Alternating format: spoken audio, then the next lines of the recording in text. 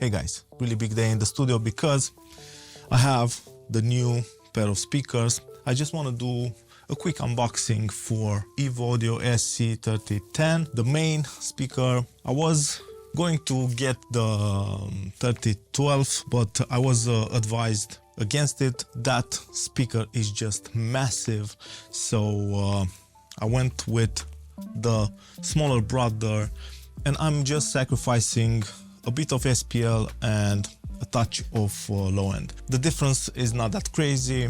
The woofer on the 3010 is 10-inch, that's the name. The 3012 has the 12-inch, that's the main difference. And of course the size. Let me just do a quick unboxing, and I hope that I can get the speaker out of the box because it's massive.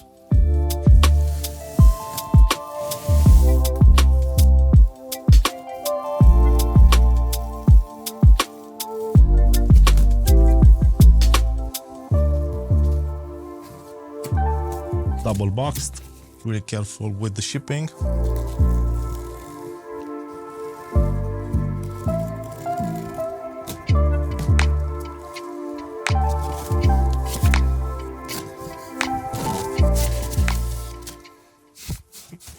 Holy shit, this is massive, man, massive. I think I need some help getting the speaker out of the box, so I will try and get one of my colleagues to help me with that. Let's see how it goes. I have the speaker out. This is absolutely massive, weighs a ton, and I have just a single piece at the moment because the other one is on its way to me. I cannot wait to get the second one and have them into position, put the Trinov Nova in use and see how they sound. I did just a quick test, and man, the bass is so punchy, really powerful. It moves a lot of air. It's just on another level from what I am used to in terms of low end clarity, low end punch, and how deep they go, because the EVEs go really deep. I think it's 28 or 29 hertz. It's an impressive speaker. The speaker has the new silver cone woofer. I think they've managed to reduce the distortion, and also this woofer goes lower than the previous model, the one that looked like this. In terms of the size of the EVEs, they are not really that big compared to the ATCs, because the ATCs are not that compact. From the front, of course, they are smaller, but the ATCs have quite a depth to them, pretty similar to the EVEs. I think EVEs have a couple of centimeters more, but with the handles from the ATCs, I think they are quite similar. Much more height on the EVEs. You can place the EVEs horizontally or vertically.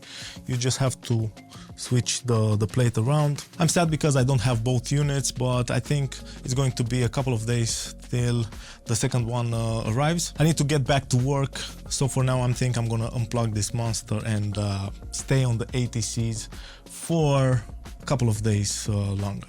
And we are back in business. You can see that I have both of the EVEs now on their stand, in their place.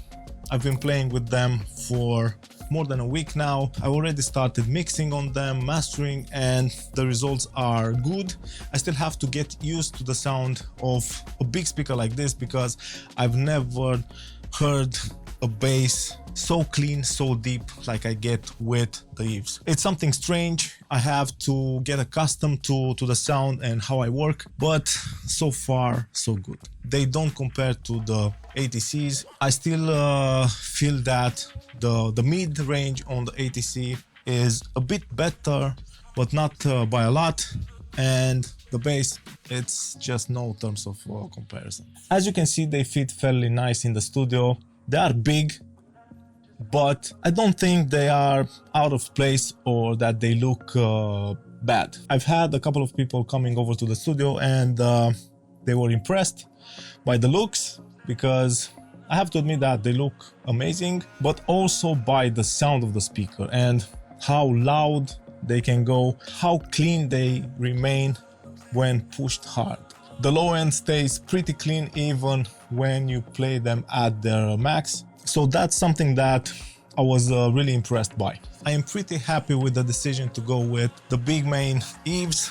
I am pretty happy that I've decided to replace the ATCs, even though I am giving up a dream that I had to have the most expensive, the most prestigious brands in the studio. For me, that was probably the biggest reason why I haven't switched from the ATC to EVEs until now. After the honeymoon phase, I will get back to you with a proper review. I don't think things will change that much, but I will let you know.